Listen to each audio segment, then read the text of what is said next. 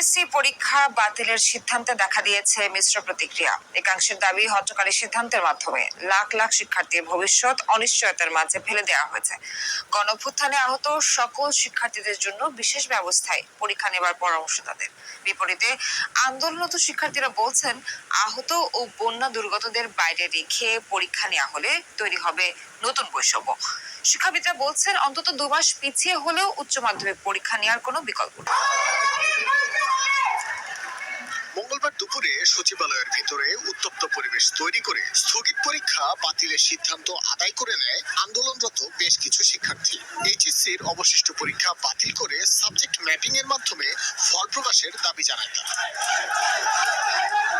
আন্দোলনরত শিক্ষার্থীদের মতে, হতাহত সহযোদ্ধাদের কথা চিন্তা করে কোনোভাবেই তাদের পক্ষে পরীক্ষার টেবিলে বসা সম্ভব নয়। বন্যার কারণেও বিভিন্ন অঞ্চলের এইচএসসি পরীক্ষার্থীদের পরীক্ষায় অংশ নিতে পারা নিয়ে রয়েছে সংশয়। তাই সরকারের এমন সিদ্ধান্তকে স্বাগত জানাচ্ছে তারা। ওদের ছাড়া আমরা তো কোনোভাবে পরীক্ষায় বসতে পারি না।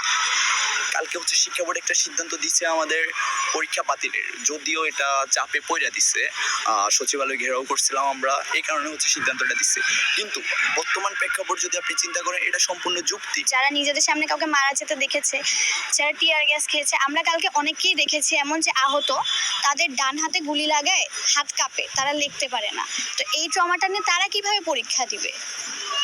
যদি আমরা এখানে দিতে পারি, তারা না দিতে পারে, এখানে কিন্তু বৈষম্য সৃষ্টি হচ্ছে। তবে এমন মতের বিপরীতেও আছেন অনেক শিক্ষার্থী। তাদের দাবি, আহতদের সংখ্যা নির্ধারণ করে তাদের বিশেষ ব্যবস্থায় পরীক্ষা নেওয়া উচিত। 1 মাস পরে হলেও পরীক্ষা নেবার দাবি তাদের। প্রশাসনের এরকম কোনো চাপে পড়ে না যারা তারা পরীক্ষা নিতে অক্ষম, তারা এখনো পরীক্ষা নিতে সক্ষম, এবং এটা সচেষ্টা, যদি সচেষ্ট হয় প্রশাসন তাইলে নিতে পারে। মেধার মূল্যায়ন কখনোই পরীক্ষা ছাড়া হতে পারে না।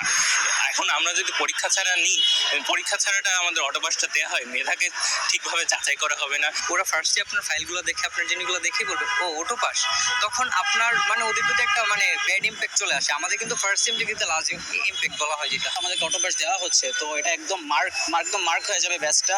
ইভেন এটা একটা ব্যাড ইম্প্যাক্ট বিদেশে যাওয়া কিংবা উচ্চশিক্ষা এই সমস্ত ক্ষেত্রে পড়তে পারে। এত মতের বিপরীতে শিক্ষা গবেষকরা বলছেন, দীর্ঘমেয়াদী নিরাপত্তা নিশ্চিতে পরীক্ষার কোনো বিকল্প নেই। অটোপাসের তকমা শিক্ষার্থীদের জন্যই ক্ষতিকর। ব্যবহারিক পরীক্ষা সায়েন্সের যেটা আছে, সেখানে কি করবে? সে জায়গার মধ্যে একটা জটিলতা তৈরি হবে। যেই বোর্ডগুলোতে পরীক্ষা হয়ই নাই, তাদের ম্যাপিংটা কিভাবে করবে? সমস্যার কোনো অন্ত নাই। তার যেটা বলার চেষ্টা করছি আমি, যে এই সমস্যাগুলো সামাজিক যেই তাদের মধ্যে যেই দাগটা লাগবে সেটাকে ওভারকাম করা, পড়াশোনা ঠিকমতো করা এবং তাদের পরবর্তী জেনারেশন, অর্থাৎ পরবর্তী যে কাজ এবং সংসার, সামাজিক জীবন, এই সব কিছু থেকে যদি তারা বেরিয়ে আসতে চায়, তাদের কিন্তু ন্যূনতম একটা পরীক্ষা বসা উচিত। সাবজেক্ট ম্যাপিং এর ফর্মুলায় কোনোভাবেই দেশের সকল শিক্ষার্থীর জন্য যথাযথ ফল দেয়া সম্ভব নয় বলেও জানান তিনি। সময় নেন, আপনি 2 মাস 3 মাস সময় নেন, ওদেরকে সময় দেন। এর মধ্যে যে সকল বাচ্চারা, আমাদের শিক্ষার্থীরা তারা সুস্থ হতে পারবে না, তাদের জন্য স্পেশাল পরীক্ষার ব্যবস্থা করেন। সে লিখতে পারছে না, একজন বসে বসে, আমরা যেরকম স্পেশাল বাচ্চাদের ক্ষেত্রে করি, কারণ কেউ দেখে না, তখন কি করা হয়? ব্রেইল যে বাচ্চা, তার পাশে একজন অ্যাটেন্ডেন্ট থাকে। এখন আমাদের এই বাচ্চারা, যাদের আপনার হাত কেটে গেছে, পা কেটে গেছে, যন্ত্রণা সে কাঁপতেছে, সে হয়তো কথা বললো, কিন্তু পাশে একজন বসে বসে লিখলো।